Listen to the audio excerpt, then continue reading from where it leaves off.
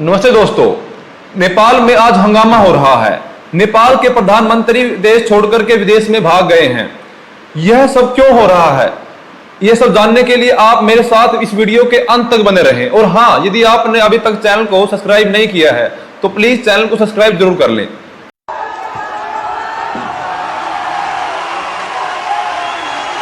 तो चलिए शुरू करते हैं।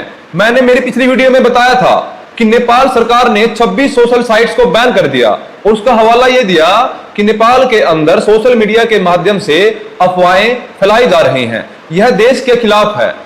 सरकार का कहना था कि जो ये सोशल साइट हैं, ये नेपाल के अंदर अपना ऑफिस खोले ताकि जब कानूनी कार्रवाई करनी पड़े तो उनको आसानी हो। लेकिन 5 ही सोशल साइट ऐसी थी जिन्होंने नेपाल के अंदर अपना ऑफिस खोला और फिर 4 सितंबर को नेपाल सरकार ने इन सभी ऐप को बैन कर दिया। लेकिन दोस्तों, अगर वास्तव में देखें तो इसका कारण क्या था? इसके अनेकों कारण थे।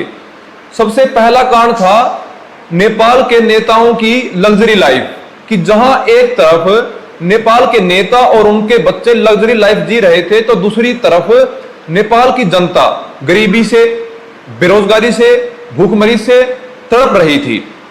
रोजगार न होने के कारण नेपाल के युवा रूस की सेना में भर्ती हो रहे थे और जहां पर वो मारे जा रहे थे तो एक तरफ तो नेपाल के युवा ताबूत के अंदर बंद होकर के नेपाल में आ रहे थे और दूसरी तरफ जो राजनेता थे, उनके जो बेटे थे, बेटियां थी, वो विदेशों से ब्रांडेड बैग भर भर के अपने देश में ला रहे थे। इस कारण भी नेपाल के अंदर बहुत बड़ा रोष था। और रही सही कसर जब नेपाल सरकार ने इन सोशल साइट्स को बैन कर दिया, क्योंकि इनका सीधा असर आम जनता पर पड़ रहा था। बच्चे पढ़ाई नहीं कर पा रहे थे, इंटरनेट चालू न होने के कारण लाखों लोग इससे प्रभावित हो रहे थे, बिजनेस ठीक से चल नहीं रहे थे। नेपाल के अंदर जेन जी नाम का एक युवाओं का संगठन है जो समय समय पर नेपाल के युवाओं के हित में आवाज उठाता रहा है। तो उस संगठन ने इन सोशल साइट्स को फिर से चालू करवाने के लिए इकट्ठा होना शुरू कर दिया और धीरे धीरे भी भीड़ बढ़ती गई। उनका कहना था कि आप कम से कम हमारी सोशल साइट्स को तो चला दीजिए ताकि युवाओं को पढ़ने में, काम करने वालों को काम करने में कोई परेशानी ना हो। लेकिन सरकार उनकी यह बात मानने के लिए बिल्कुल भी तैयार नहीं थी। और आखिर 8 सितंबर का दिन आ जाता है कि जब कई लाखों की संख्या में युवा और लोग सड़कों पर उतर आते हैं। स्थिति आउट ऑफ कंट्रोल न हो जाए उसके लिए सरकार ने हर जगह चप्पे चप्पे पर पुलिस तैनात कर दी और उनको सीधा गोली मारने का ऑर्डर दे दिया। और गोली मारने का भी एक तरीका होता है कि आप पांव में मारिए या फिर कहीं, लेकिन उन्होंने सीधा उनके माथे पे और छाती में युवाओं को गोली मारनी शुरू कर दी, जिसके कारण लगभग 18 से 20 युवाओं की मौत हो जाती है। और फिर जनता इतनी भड़क जाती है कि वे लोग संसद भवन के अंदर कूद जाते हैं, जिसको जो भी मिलता है तोड़ते हैं, फोड़ते हैं और आखिर में वो संसद भवन को आग भी लगा देते हैं। नेपाल में प्रदर्शनकारी कुछ भी नहीं छोड़ रहे हैं। मंगलवार को उन्होंने देश की संसद में भी आग लगा दी। प्रधानमंत्री पद छोड़ने वाले केपी शर्मा ओली का घर भी उन्होंने इसी तरह से जलाया। ये प्रदर्शन सोमवार को सोशल मीडिया बैन के विरोध में शुरू हुआ, लेकिन अब बैन हट गया है और प्रधानमंत्री के साथ साथ देश के राष्ट्रपति रामचंद्र पौडेल भी इस्तीफा दे चुके हैं। लेकिन प्रदर्शनकारी अब भी संतुष्ट नहीं हैं। स्थिति इतनी भयानक हो जाती है कि नेपाल के प्रधानमंत्री को अपने इस्तीफे की घोषणा करनी पड़ी और अपनी जान बचाने के लिए उनको सऊदी अरब भागना पड़ा। लेकिन वो तो चले गए।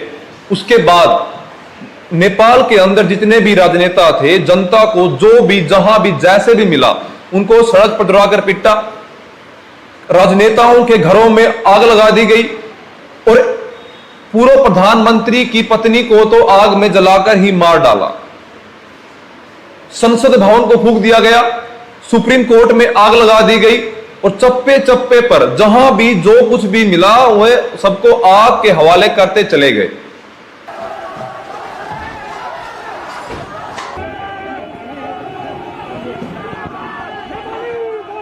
दोस्तों, पुलिस ने तो अपने हाथ पहले ही खड़े कर दिए थे क्योंकि उन स्थिति उनके आउट ऑफ कंट्रोल हो चुकी थी।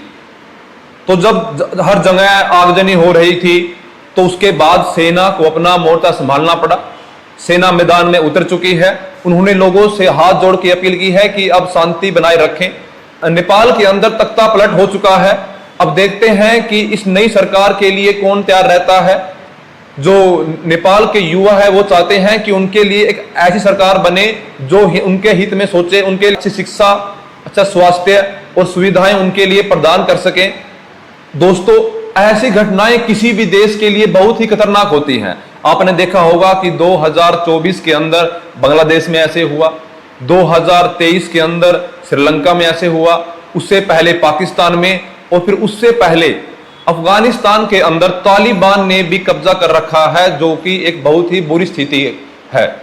अंत में मैं बस यही कहना चाहूंगा कि किसी भी देश की सरकार हो, उसे युवाओं के हित में हमेशा काम करना चाहिए, न कि उनके अहित में, क्योंकि युवा ही किसी भी देश का भविष्य होते हैं। वही भविष्य को बना सकते हैं, वही बिगाड़ सकते हैं।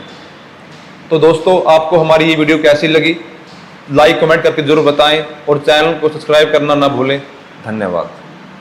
मिलते हैं एक और नई वीडियो के साथ।